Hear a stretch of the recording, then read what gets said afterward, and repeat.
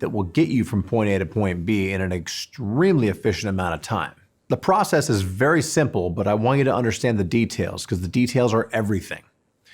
We're going to go from the crate to outside, back in the house, back in the crate, completing the triangle. Now I'm going to talk through each and every one of these. The crate, number one, very important, crate size is key. I don't want the crate too big because if the crate's too big, the dog can sleep on one side, walk over here, and go to the bathroom on the other. If the crate is too small, it's uncomfortable for the dog, and you'll have a hell of a time getting the dog in there. Number two, make sure the crate is comfy bed, put some toys in there, things your dog likes. It's not punishment. You actually want the dog to enjoy their time in there. Number three, crate placement. Where you place this crate is vital. You don't want to have that crate all the way in the back of the house. That way when you pull the dog out, you have to walk them 75 feet to the back door to get them to the backyard. I guarantee in that huge amount of distance, walking them to the back door, they're going to go to the bathroom. Trust me, when they've been in that crate for a little while, they're going to have to use the bathroom right away. So you want to place that crate preferably by the door you're taking the dog out of. Here's how the entire process works. We're going to back up to the night before. Before you put the dog in the crate, I want you to make sure you take the dog outside, let them do their business. If they do their business outside, you reward them heavily. Give them a treat, heavy praise. From there, we're going to put them in the crate, and this is where they're going to sleep at night. By the way, you're going to have a few sleepless nights because puppies cannot hold it the same way adult dogs can. So if they start crying at 3 or 4 o'clock in the morning, you might have to take them outside. Assuming that you lucked out and they slept all night, first thing in the morning, you're going to put a leash on them.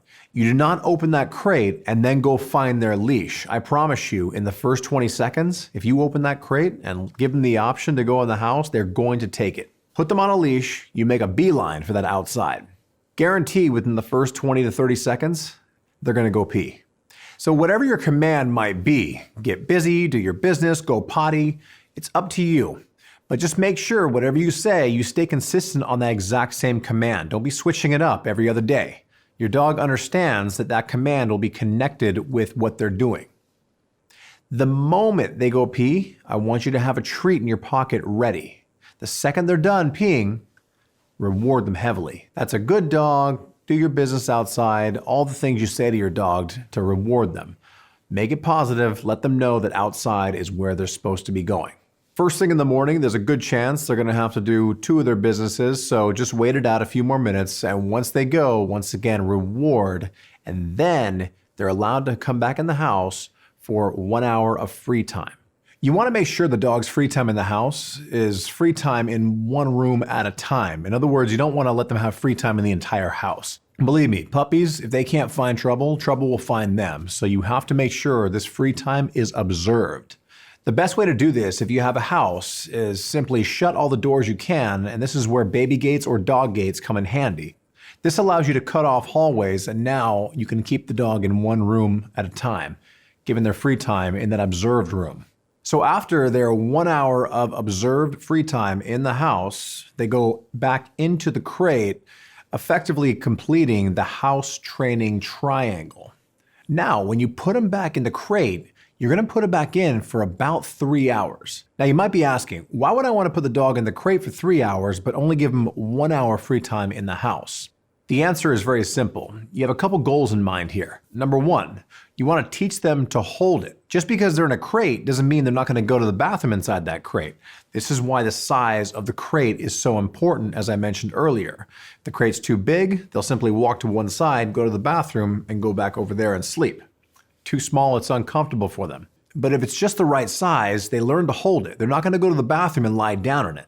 And most puppies can hold it for a few hours, so you're not asking anything unreasonable for them. Furthermore, the reason why puppies go to the bathroom so much more than adults is because they don't have the muscles to hold it. By teaching the puppy to hold it, you're teaching them 2 things. Number 1, you're teaching them self-control. And number 2, you're actually strengthening their muscles so they can hold it for longer periods of time. Believe it or not, those muscles, they get stronger very quickly. And 3 hours one day turns into 4 hours the next. So after they've spent the 3 hours inside the crate, you want to once again repeat the process. Here's your goal. Every day, you want to add about 15 to 20 minutes free time in the house and take away the same amount of time in the crate, where after about a week or two, you have almost no crate time left and they have hours and hours of free time in the house. Until finally one day you make the decision, you get rid of the crate altogether, and at that point, your dog is now house trained.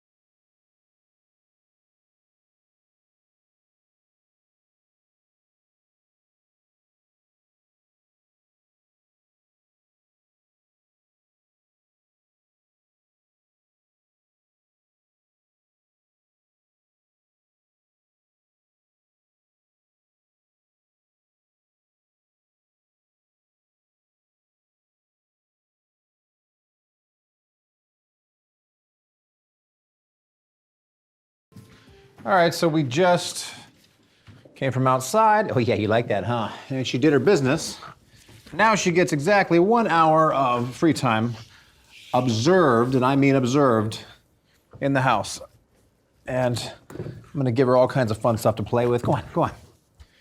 Because now she's already gone outside and done her business, so she should be good for about an hour. But again, this is why I say make sure it's observed, because if you see her rearing up to go, dogs usually do give a lot of signs they're about to go. It's pretty obvious. Then you want to stop her in her tracks and hurry up and get her outside. But she should be good for the next hour. So I'm going to let her play, do whatever she wants. This is her time. But again, I want to make sure that she's not in the room all by herself, or at least not for a long period of time. You can go out. You can leave the room for a few seconds here and there, but you want to make sure most of it is observed. Oh yeah, oh yeah. And this free time, she can do whatever she wants. All right, it has been about an hour, so I'm going to go ahead and hook her up and get her back to her crate.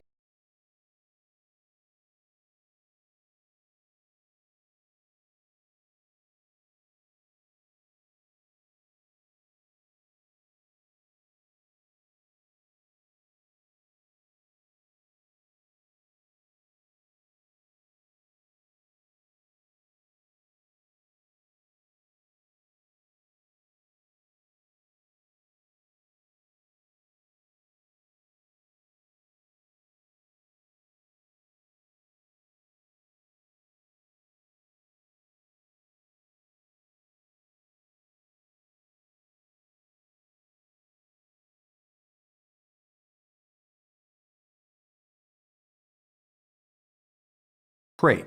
Right after they eat, I don't want you to keep them in the crate for 2-3 hours. We're gonna bend the rules right there. We're gonna take them right outside. The reason we do this is because, especially with a puppy, when dogs eat, their systems get moving very fast. Most people that are experienced with dogs can attest to this. Typically after they eat, in the first 5 to 10 minutes, their systems get going very fast, and what do they have to do? They run outside and they go to the bathroom. Well, the same is true with your puppy inside that crate. So right after they eat, same process, put them on a leash, take them right outside, and repeat the process of rewarding them if they use the bathroom outside. And at that point, you can finish off the triangle by letting them have free time in the house and continue the triangle throughout the day.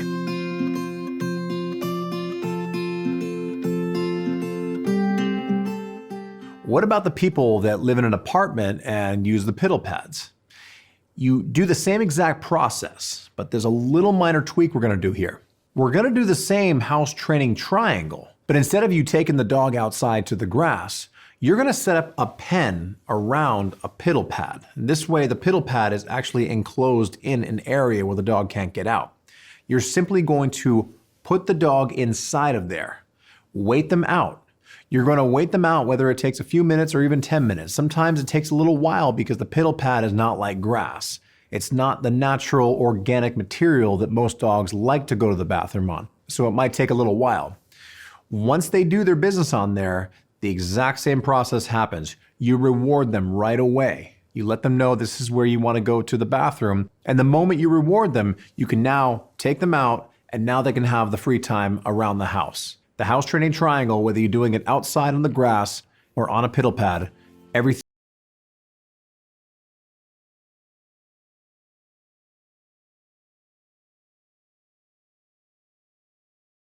you do when the dog does use the bathroom in the house.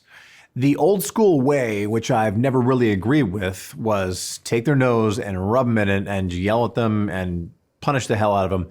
You don't need to do that anymore. There's a very simple way that I use that actually requires no verbal reprimand if you choose not to use it. All I want you to do is take a cinder block, and I want you to put it right next to the area where they pee or poop. Wrap a leash around that cinder block and leave enough slack where they can stand up and lie down only. Attach it to their collar and leave them there for 20 to 30 minutes. That's it. This works phenomenally because most dogs do not want to hang around their pee or poop. What's the first thing they do? They get the hell away from it. This is basic reverse psychology. If you're gonna poop there, you're gonna stand next to it. I'm just gonna leave you there for 20 minutes. I don't even have to say anything. Believe me, the dog gets the message. Once you do this for a few days, this typically nips it in the bud, especially if you continue doing the house training triangle. Do not stop doing the house training triangle in this process.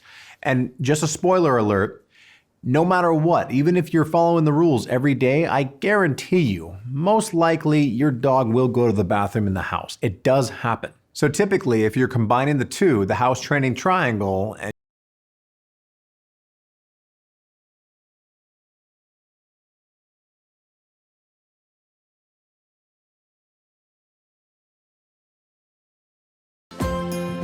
now I know what you're asking.